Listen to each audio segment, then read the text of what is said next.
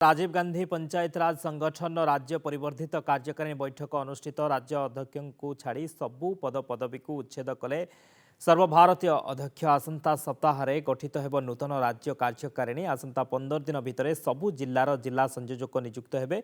संगठन को ब्लॉक एवं पर जिला परिषद जोन पर्यंत प्रसारित हेब। तेबे पंचायत निर्वाचन पर खूब शीघ्र निर्धारित हेब रणकौशल।